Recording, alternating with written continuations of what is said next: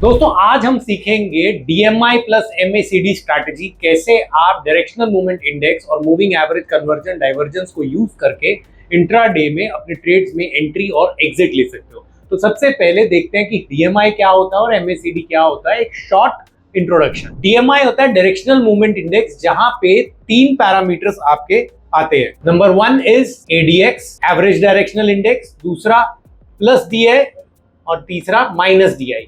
इसको कहते हैं हम डायरेक्शनल इंडेक्स पॉजिटिव और इसको कहते हैं हम डायरेक्शनल इंडेक्स नेगेटिव। और एमएसीडी जैसे कि हम सब जानते हैं मूविंग एवरेज कन्वर्जन डाइवर्जेंस, जहां पे आपको पॉजिटिव क्रॉसओवर दिखता है और नेगेटिव क्रॉसओवर दिखता है। अभी मैं आपको चार्ट पे भी दिखाऊंगा। अब इसकी स्ट्रैटेजी क्या है वो आप ध्यान से देखो। अब डायरेक्शनल मूवमेंट इंडेक्स में प्लस डीआई, माइनस डीआई और एडीएक्स को कैसे यूज करते हैं। अब यहां पे मैं बता रहा हूं कि आपको बाय कैसे करना है, कब बाय करना है।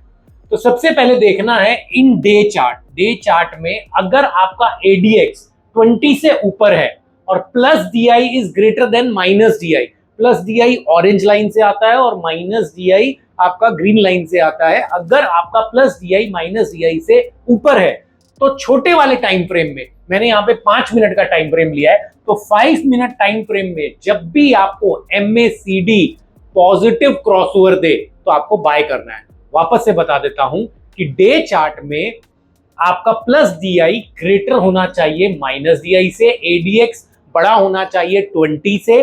तो जैसे ही 5 मिनट या 15 मिनट के चार्ट में अगर आपका एमएसीडी पॉजिटिव क्रॉसओवर दे तो आपको बाय करना है। और इसी का वाइस वर्सा है सेल का रूल। तो लेट अस सी सेल कैसे करना है। सिमिलरली डे चार्ट में आपको देखना है एडीएक्स वही 20 से ऊपर होना चाहिए, minus DI should be greater than plus DI, मतलब नेगेटिव ट्रेंड बड़ा होना चाहिए पॉजिटिव ट्रेंड से, minus DI should be greater than plus DI. ये डे चार्ट में आपको देखना है।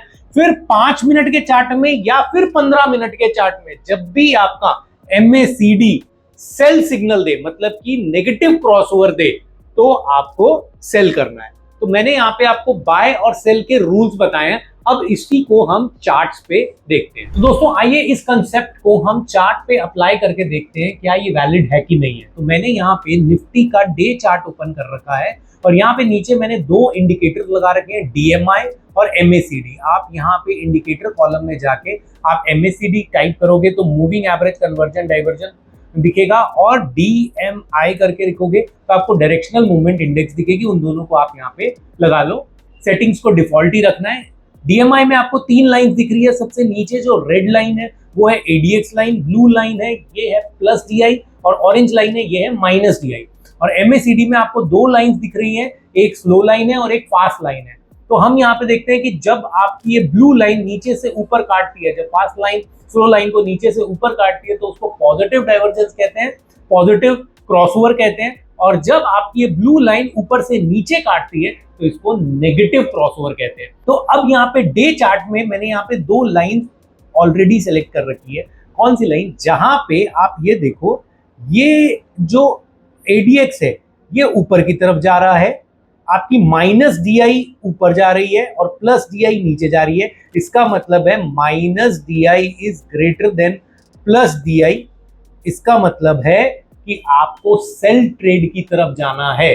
कितने पीरियड, कहां से कहां तक? ये 27 फरवरी 2026 से लेकर 17 अप्रैल 2026 तक पूरा का पूरा मार्केट डाउनसाइड मार्केट था। 27 फरवरी को वॉर भी चालू हुई थी, लेकिन ये देखो चार्ट्स आपको कैसे हेल्प करते हैं in to order to take the trade. यहाँ पे अब हम छोटे वाले टाइम फ्रेम में जाएंगे। मैंने आपको बताया था कि 5 मिनट या 15 मिनट में अब जब भी आपको नेगेटिव क्रॉसओवर मिले एमएसीडी में तो आपको सेलिंग करनी है। तो लेट मी शो यू। मैंने यहाँ पे सारे एरियाज मार्क कर रखे हैं चार्ट पे कि कहाँ कहाँ आपको कैसे कैसे ट्रेड मिले हैं।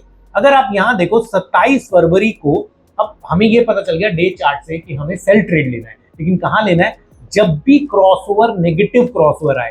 तो यहाँ पे 27 फरवरी को ही नेगेटिव क्रॉसओवर आया था इस पर्टिकुलर कैंडल पे। आपका प्राइस था 25,440। यहाँ पे आपको सेल करना था।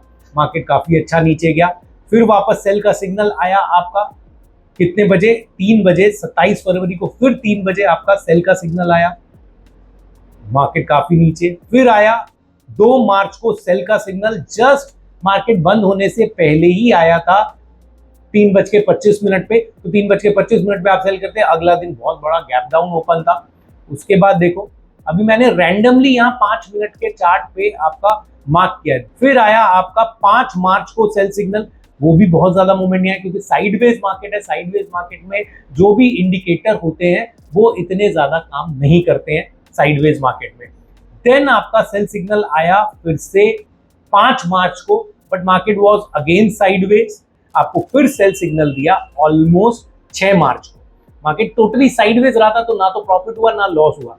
6 मार्च को वापस से सेल सिग्नल आया, 6 मार्च को वापस से सेल सिग्नल आया और मार्केट एक बहुत बड़ा गैप डाउन दिया। ऑलमोस्ट ये गैप डाउन आपका करीब करीब 600-700 पॉइंट का गैप डाउन था। तो अब जब भी आपका इतने इंस्टेंसेस तो मैंने मार्क करे हैं, आप ये और भी मार्क कर सकते हो, किसी भी स्टॉक में भी आप लगा सकते हो कि जहां पे आपका डे चार्ट में डीएमआई को देखते हुए प्लस डीएमआई अगर ऊपर है तो बाय ट्रेड लेंगे, माइनस डीएमआई ऊपर है तो सेल ट्रेड लेंगे। अब अगर हम इंट्राडे चार्ट पे देखें, इस चार्ट पे देखें कि प्लस डीआई कहां पे ऊपर है, ये जो फ्रेम है यहाँ पे प्लस डीआई ऑलमोस्ट ऊपर है और माइनस डीआई नीचे, इतने से लेकर आपका और यहां तक आपकी प्लस डीआई ऊपर है। ऑलमोस्ट 3 अक्टूबर 2025 से लेकर 3 नवंबर 2025। अब 5 मिनट के ग्राफ में, हालांकि यहाँ पे देखो जो एमएस जो आपकी एडीएक्स लाइन है वो इतनी ज्यादा ट्रेंडिंग नहीं है, जैसे यहाँ ट्रेंडिंग है इस बीच में। अक्टूबर में 21 अक्टूबर 22 अक्टूबर 2025 में काफी ट्रेंडिंग है, 24 पे है, हम बोलते हैं 20 से ऊपर हो तो ट्रेंडिंग होती है। तो आपका ये काम होगा कि आप इस पीरियड में जरा फाइंड करके देखना कि कैसे आपका 5 मिनट के चार्ट में आपका ये वाला फॉर्मूला काम कर रहा है कि नहीं। एक हम देखते हैं, मैंने दूसरा एक चार्ट देखा कब, फ्राइडे 3 अक्टूबर को हमें जाना है, तो मैं यहाँ पे डेट में फ्राइडे 3 अक्टूबर, ये हम गए 3 अक्टूबर में। अब 3 अक्टूबर से हमें चालू करना है। अब जब भी आपका पॉजिटिव क्रॉसओवर आए तो आपको बाइंग करनी है। अच्छा, एक और तरीका होता है पॉजिटिव क्रॉसओवर फाइंड करने का, ये जो हिस्टोग्राम है ना, ये आपके ग्रीन में बनने लग जाते हैं। तो पहला हिस्टोग्राम ग्रीन में ये बना है, तो अगर मैं यहाँ पे देखूं तो पहला ट्रेड मेरे को यहाँ पे मिला है पॉजिटिव क्रॉस का, और ये पॉजिटिव क्रॉसओवर आया।